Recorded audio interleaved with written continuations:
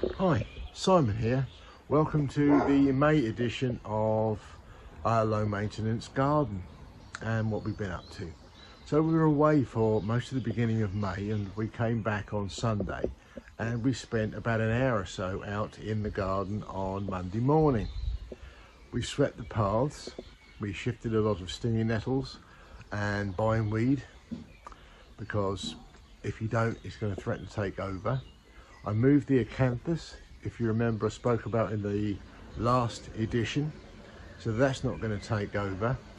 We did a little bit of trimming, we've taken out a couple of dead plants and we filled 3 bags of rubbish. Oh, and also we removed the borage that I mentioned last time because much as it's got a very small pretty blue flower and it is actually good for wildlife, if you're not careful they take over and we don't actually really want them to take over. You need to be careful with borage because they've got a very long taproot to make sure that that taproot you get most of it. But anyway, let's go and have a look and see what the garden's looking like in the middle of May. The sun's out today and it's fantastic. It's a beautiful place to be. So come with me and let's have a look. Our garden's quite often referred to as the secret garden. That's because you have to go past the storerooms of my office to find it and you can't actually see it from the house. So let's have a little wander down the main entrance and see what we can see and what's happening as they are at the moment. So we go past the ash tree, which has still not come out into leaf yet, past the eagle and Ross's apple tree, which is blossoming beautifully this year. Behind that you can see we have bluebells and they are just a sea of blue. They're stunning, growing through the skimia. Behind that we have a fatsia, and then we have the mock orange.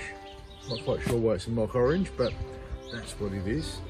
And then we have cotoneasters and our main apple tree, which is actually kind of just coming to the end now, but it has been stunning.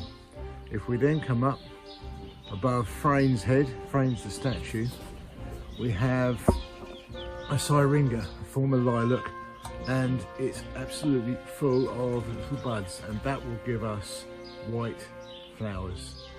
And when it's really big, when you've got a big syringa, they almost look like they are waterfalls of flowers. Well, that's a bit of a contradiction, but it kind of works and it is just awesome. So there are 1 or 2 stinging nettles in here still, in amongst the sea of bluebells, which are stunning. Some hollyhocks full of leaf. They'll be putting out some flowers soon, which will be amazing. Got the jasmine. This tree here is European spindle. It's lovely. It's really going to come out into flower this year. You can see it's absolutely full of buds, which is amazing. The roses again, budding up nicely, ready for some summer colour. Hopefully you'll see those in the next edition. We come round the back, there's the blackthorn bush, gave us that fantastic colour earlier in the year. We have a hawthorn, and you can see in the bottom there's some acanthus.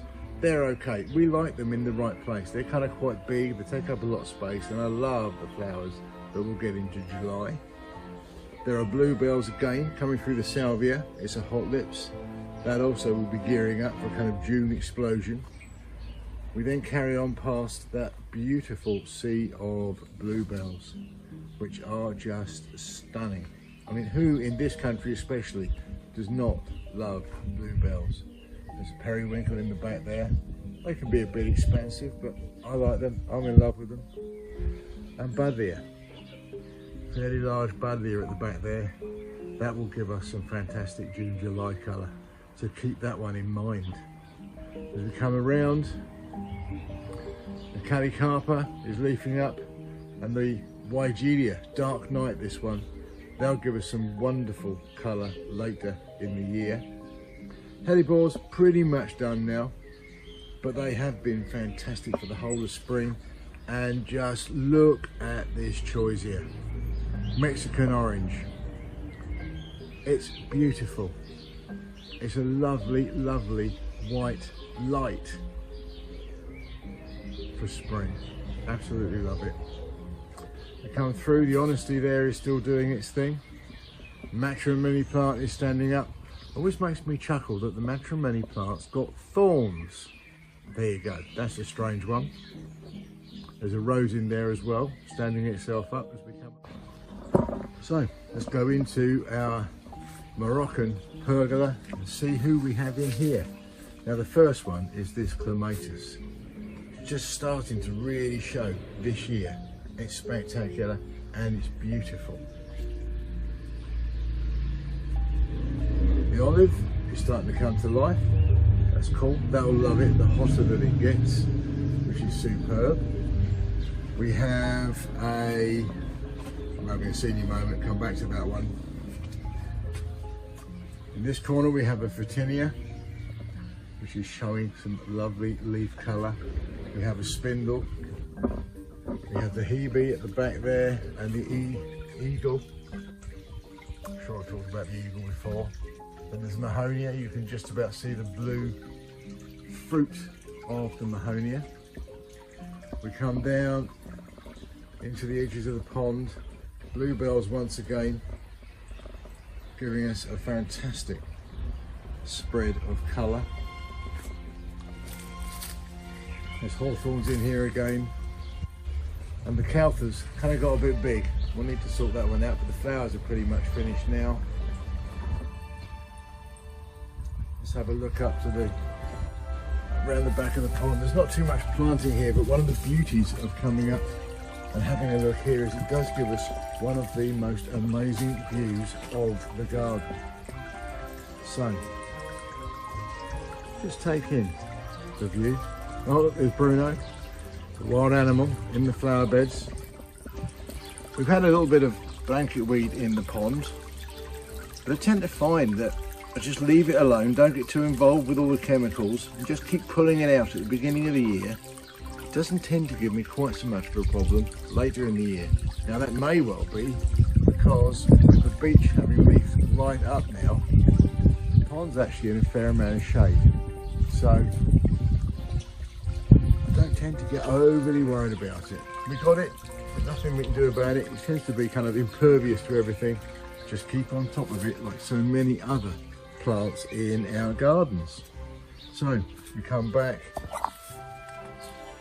and if we look at the kind of corner section here, we've got raspberry plants and gooseberry plants giving us some flowers. We've even kind of got a mustardy, garlicky kind of weed which will have to come out, I think. The roses are starting to bud up again. There's another Photinia in the back there giving good colour. We've just tidied up all of the honeysuckle. There's another matrimony plant in here, and I'm just hoping that the clematis that's in the back there will again stay alive to give us those beautiful purple flowers that we'll have later in the year. Again, we've got another rose here, and there's viburnum at the back there around the pond. Now I'm just going to walk up to the pond, oops, and flip the switch. We don't tend to have the water running in this pond all the time, because if the wind's blowing, it just blows the water out of the pool and it ends up running dry. So sometimes it's good to have control of these things. We've got a Virginia creeper around this post, just starting to get to go now, but we've kept that one under control. We've got the Italian leather plant here that's been subject of many a story, and a lot of it had died off this year.